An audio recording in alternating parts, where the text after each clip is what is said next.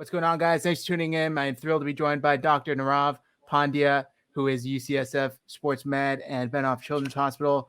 Dr. Nirav Pandya, thank you very much for joining me. Thrilled to talk some 49ers. Unfortunately, we got to talk the 49ers injuries, but how are you doing today? I'm doing great. Yeah, no, unfortunately, yes, 49ers injuries, a topic that I wish we wouldn't have to talk about. So, well, that's where we are right now. It seems like it never ends, but without further ado, we'll go ahead and get right into it. After the 49ers had their obviously loss against the Cardinals, it was shortly announced that Trey Lance then sprained his knee. Jimmy Garoppolo obviously didn't play that game because he had the calf strain. Seemed like the kind of verbiage was getting debated between Jimmy and Coach Shanahan himself. In your opinion, which injury do you think has the chance to linger for the season? Jimmy Garoppolo's calf injury or Trey Lance's knee injury?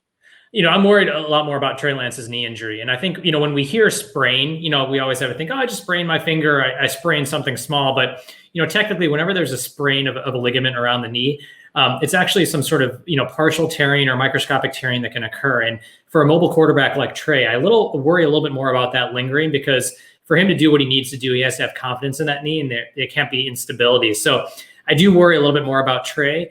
For Jimmy, based on kind of what they talk about in terms of the reports, it seemed like it was more of a calf bruise per se, where he kind of got hit. That's something that should turn around pretty quickly in a week or two. So barring, some sort of weird compensation where he's running awkwardly, I worry a little bit more about Trey's injury, particularly since he wasn't practicing yesterday from reports. Right. Yeah, that was fortunate to hear, but they are on the bye week, so I guess we'll see how it progresses, but we'll have to see. Now, obviously, it seems like year after year, I know I myself, along with plenty of others I see on social media, say we have finally gotten over the injury hurdle. Surely we cannot have another year of injuries. What do you think is the largest contributing factor to the seemingly inordinate amount of injuries the 49ers suffer with year after year? I mean, it can't just be bad luck, right? Right. No, exactly. I mean, we all know football is obviously, a violent game, and there's going to be some injuries that happen. But, I think the one thing that we do know, in terms of research is that, a player that has a prior injury history, whether that be in college or high school, is more likely to kind of have a shorter career and be more likely to get injured. So I think number one, I think a lot of that has to go back to the Trent Baalke era, where they were drafting a lot of players who had pretty significant injury history. So I think that's number one. If you're getting players that were injured at some point, that's going to lead to it. I think number two, there's also a little bit in terms of, you have to look at, where, when, and where are they getting injured? Are they getting it when they're traveling halfway across the country when their bodies aren't adapted? Is it the surfaces they're playing on? So I think there are all these other factors that go into it. And I think the third thing you have to look at is, obviously I'm not a football coach, but if you look at the outside zone kind of, offense, where running backs and, offensive linemen are having to make these sharp, quick cuts, is that putting a strain on the body as opposed to more of an inside zone kind of running scheme where you're making these quick, short little cuts? And, the running backs, particularly because running backs seem to be involved a lot with these injuries, is that strong cut you have to make in that kind of offense really putting a lot of strain on people like Raheem Mostert and other running backs like Jeff Wilson Jr. in the past. So, I think you look at injury history, but you also have to look at potentially is the style of offense that you're playing potentially leading to this, because it's different, from other areas as well too. So it'd be interesting to see, in Green Bay or down in Atlanta, or you're down with the Rams, other people are doing outside zone. Are they seeing the same injuries as well too? Because that could be one kind of common thread that maybe leading to it. Yeah, I never thought of that. That's actually a really good point. I've seen people call, it seems like you have to hear also with the injuries, but for the medical staff, the training staff, they got to get Cam. We got to get a new one in here. How much do they play a part in this? I mean, the way you've explained it doesn't seem like they have much control over these injuries. Yeah, no, absolutely. And if you look at kind of like the way the medical staffs and stuff work, I mean, they're dealing with stuff that comes to them. Someone gets injured in the game, or something happens at practice, and I think there's a pretty standard approach to how a lot of teams are conditioning and strengthening right now.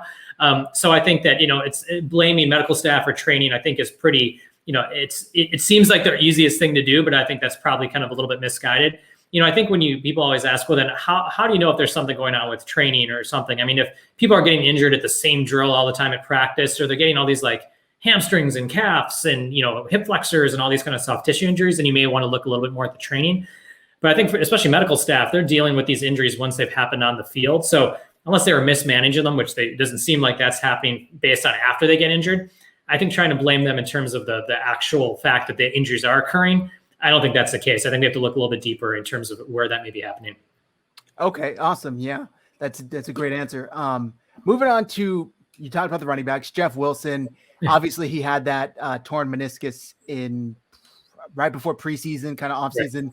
And I've seen some doctors online say they likely wouldn't suggest he's back until 2022. Seems like the team thinks he's going to be back sometime mid through late November. What would you say is a realistic, return time for Jeff Wilson? Yeah, I think it's hard. I think for a lot of it's really based on the position. If we look at meniscus surgeries, typically, you get people back right around 6 months. But you also have to remember he hasn't played football in 6 months. Like it's a different kind of game. So I think even though he may be kind of ready, come late November, December, kind of right when he's at that 6 month mark, how effective is he going to be to be able to take contact, explode, and do those things? So even though he may potentially be quote unquote cleared to be back, I think it would be hard for him to have any kind of impact that latter part of the season just because he's been out of shape. So I think a lot of it is, yeah, can he potentially be back? But what is he going to be able to contribute? And is there someone else, on the squad who may be able to give him more quality carries?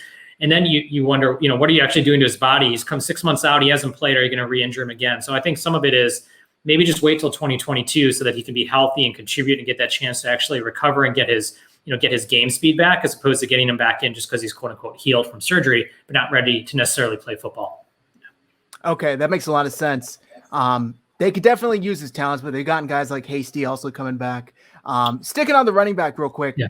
Obviously, starting running back Raheem Mostert unfortunately didn't make it out of the season opener against Detroit. He was later being put, on IR with that knee injury, and I saw he just had surgery recently. He's not under contract past this season, but if the 49ers were to bring him back, would we see that same speed and elusiveness that 49ers fans have grown to love in Raheem Mostert after rehabbing from that knee injury? Yeah, I think there's a very, very high possibility of that. And I think he made the right decision in terms of, doing the kind of the longer recovery in the surgery. They had talked about him getting, quote unquote, the cleanup where you take out the cartilage and kind of get back to play. But we know with running backs in particular that if they already start having some wear and tear in their knee and they don't get it taken care of, then it's going to kind of get worse and worse over time. So he opted for the bigger surgery, and it sounds like they basically just transplanted some cartilage and bone in to basically get his knee back to normal. So because it didn't really involve any ligaments based on the reports or any muscles, I think that as long as his cartilage heals and he's able to train, absolutely, I think there's a very high likelihood he can be back and be explosive. But I think that the tough thing is, because it's not a common procedure a lot of NFL players get, particularly the running back position, are the 49ers going to be willing to say, let's try this out and see how it goes? But I think we will see him back in the NFL and playing at a good level, and hopefully with the 49ers. Okay, that's really encouraging to hear. Now, we saw, it seems like you talked about them going the route of let's just sit it out, play it safe. George Kittle recently had that calf injury, and he was kind of week to week. It seemed like every week this season. And then they said the injury is like not responding the way we were hoping it did. I think Kyle said something along the lines of it took a turn in a different direction, so they put him on injured reserve. What does it mean when a team says it took a turn or it's not responding quite the way? Is there, can injuries go in different trajectories? I always thought there was kind of one set kind of recovery time for these things. Yeah, no, you're absolutely right. I mean, typically, you get an injury and then, kind of you've got your time frame, 3, 4, 5 weeks. It sounds like based on what they were talking about, reading between the lines, that he may have quote unquote re-aggravated it. Or I remember Shanahan saying something, I think it was in one of his press conferences where he said, well, we don't want something to become chronic or something's going down, going on down there that, we're a little bit concerned about. And that's when you start worrying about, is he starting to get, something called tendinopathy, which means chronic changes in his calf muscle or the tendon down there. Which can, kind of, to use an NBA example, that's kind of what Anthony Davis was dealing with for the Lakers last year. So it is a little bit concerning that, something that would typically take a couple weeks to get better. And it sounded like initially that he had just gotten hit there. It then sounds like maybe he aggravated more things there. So absolutely. I mean, the worst thing you'd want to happen with this kind of injury is then Kittle to tear his Achilles or have something happen. So I think, it definitely sounds like it's probably a little bit more serious, and they thought he probably re-aggravated based on what they're saying, and it didn't fit the typical time frame, which probably means there was kind of multiple irritations of it. So I think it's a smart thing to do. He's such an important player, and calves are such a hard thing to come back from when they become less of a kind of a bruise like Jimmy G has, and more of something that prevents you from exploding. And you just don't want it to linger throughout the season. So absolutely, I think it's a smart thing to do for them. But it is a little bit concerning because Kittle, he's had his series of injuries. He had his MCL a couple years ago. He had his foot fracture last year. Now he's got a calf. And then you start wondering, with all these things piling up, is he, you don't want him to keep getting these, little nitpicky injuries, every couple of games just because he's had so many injuries below. So I think it's maybe a good point to shut him down, let him get better, and hopefully this isn't a pattern that starts evolving.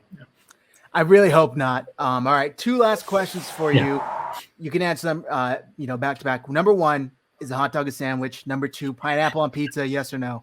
Yes, a hot dog is not a sandwich, but pineapple pizza, absolutely. You can't go wrong with pineapple pizza. You get a little bit of spice in the sauce, and you get that sweet pineapple. Absolutely, no question at all. All right, that's it. Thank you very much for joining me, guys. Thanks for tuning in. Go follow Dr. Nirav Pandya on Twitter. I'll put his handle below on the screen. Doctor, thank you very much. Have a great evening. I appreciate you tuning in. All right, thanks for having me. I appreciate it. Take care. Yeah.